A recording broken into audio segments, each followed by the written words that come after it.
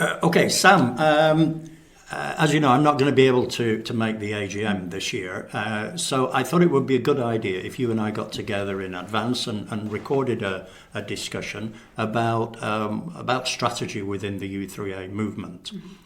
We've got some notes here to help us so that we get the right sort of sequence. So how about if I start? As a CEO, you have a clear responsibility to the Third Age Trust Board for the delivery of strategic aims. So if I start right at the very, very beginning, why do we need a strategy? Well, the Third Age Trust is a large charity. It has a turnover approaching £3 million. And the Charity Commission expects large charities like us to have a strategic plan. And at the same time, we have a responsibility to the members. They expect that those leading the movement have a good idea about what we're doing and how we're going to get there. And during the 2-year slowdown in the pandemic, it gave the board some time to think about what they were doing well and what wasn't going so well, and decide how we could best position the movement to move forward in quite a different post-pandemic world. And so from me to you, Allan, as lead trustee for strategy, you were involved in lots of the early consultations with the members. So how easy or difficult was it to come up with the main strategic aims? Well, I have to admit it was very, very difficult. Towards the end of 2021, we carried out lots of consultation groups in each region and with different groupings of u3a members. And as you would expect, there were lots and lots of different views.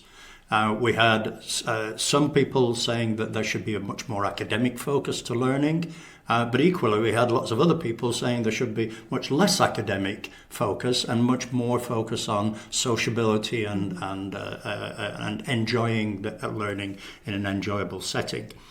So it was quite difficult pulling those differences together. But what we did in the end, we pulled together what we thought were the main areas of interest for the people that we'd been listening to. So we came up with 4 groups and we gave them labels, memorable labels, so that they could remember them. For example, the first one is all about maximising the benefits to existing members, but at the same time trying to find ways of attracting new but younger members. And we call this one Next Generation, Next Gen. The second area is all about advancing the learning opportunities in an enjoyable and sociable setting, and we call this one Enjoy.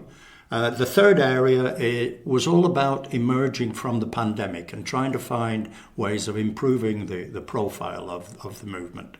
And we call this one Emerge and Collaborate. And the fourth area is all about promoting a u3a collective identity within the movement, so that all members can recognise and benefit from the wider opportunities that are available within the movement. We call this one Single u3a. So do you want to take us through each of those cornerstones and explain how they would benefit the movement? Yeah.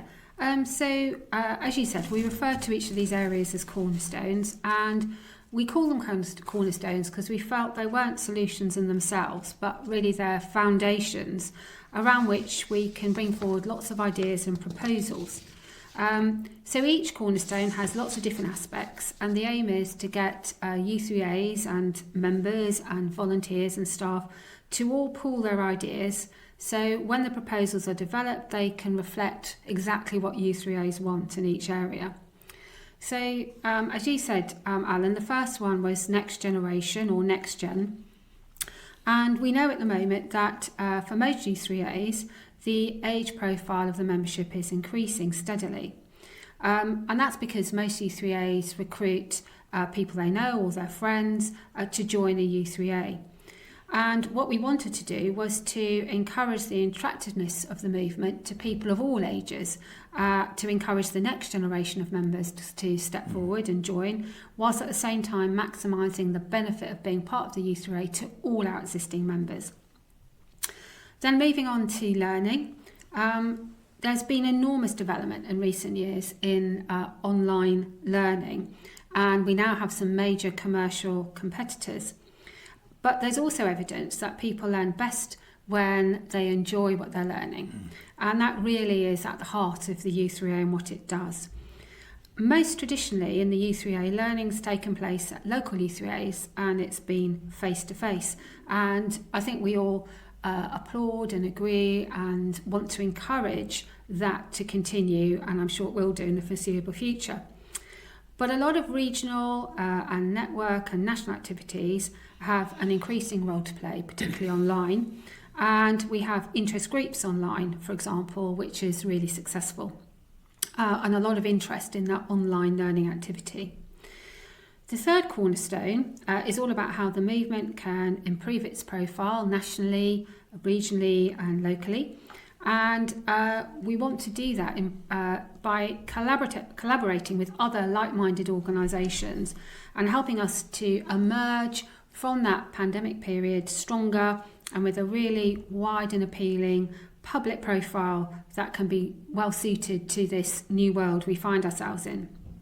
And finally, single u3a is really about encouraging all u3a members to think about when they join a local u3a, they're not just a member of that local u3a, but also they're a member of this really wide, vibrant movement, which is UK-wide with extensive learning and social opportunities.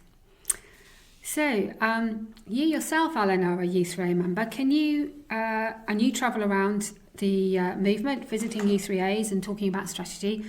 How have u3as and u3a members reacted up till now? Well, to be perfectly honest, talking about strategy is not the most exciting of subjects. Having said that, I've been struck by the fact that the majority of people seem to appreciate that we have, well, I say we, the movement has a clear direction. And that's what strategy is all about. It's that direction.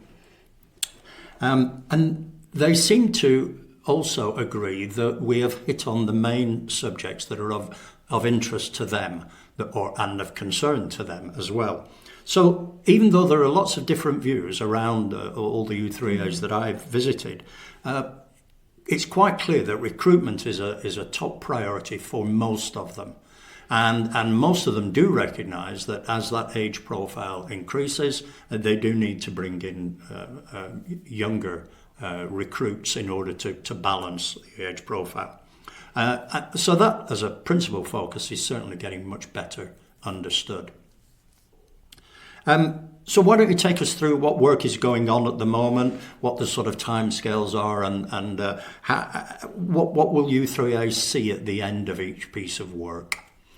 Thanks, Allan. Well, the Third Age Trust is divided up into 3 departments, and each department is made up of staff and volunteers, and they each have the aims taken directly from the strategic plan that's built into their annual work plans, along with all the normal responsibilities they have and the normal services we deliver. So some of the examples include member services working on activities that relate to recruitment, as you've outlined, and learning cornerstones to continue to develop our learning and learning opportunity. And the Policy and Communications Department are working on activities that promote collaboration with other organisations to promote that sort of wider engagement, whilst another small group is looking at developing ideas to promote that feeling of being a collective u3a movement. A number of trust volunteers are also involved in smaller groups, looking at ideas and proposals. And then, of course, we have the Development, Learning and Communication Committees, who themselves are mainly made up of u3a members. And they've all been contributing ideas and providing feedback on the strategy. So we hope over the next couple of years, groups like these will produce lots of proposals that we can test and we can publicise and ask for u3a feedback. And then those that are appealing to u3as will get picked up by u3as and will be spread throughout the movement. And we'll continue to go back to u3as to ask for their ideas in delivering the strategy and taking it forward. And how can u3as and u3a members contribute to the work that's being done? We have a very small staff team, as you know, and so we're always looking for u3a members who've got time and energy and enthusiasm to be part of teams, working with staff members and other volunteers to develop ideas and proposals and test them out. So anybody who's interested can contact either me directly, or they can send in their ideas or their willingness to take part through a dedicated email at strategy@u3a.org.uk. Okay.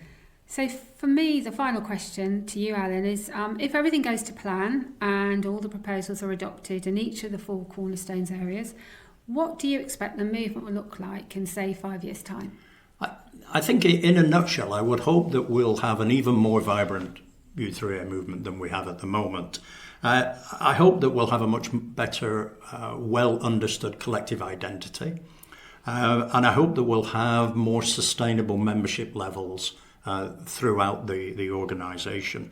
And those membership levels will be in well-managed u3as. So the expertise and the way in which u3as manage themselves.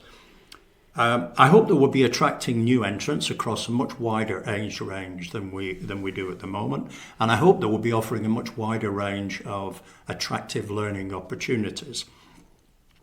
I think those learning opportunities will continue to be delivered primarily through operationally independent u3as. I think that's inevitable for the foreseeable future. But I do believe that there will be a continuing increase in online learning opportunities as well. And we'd like to try and encourage that. But I hope the movement as a whole will be more financially sustainable, and I hope that with multi-income sources at all levels in the movement.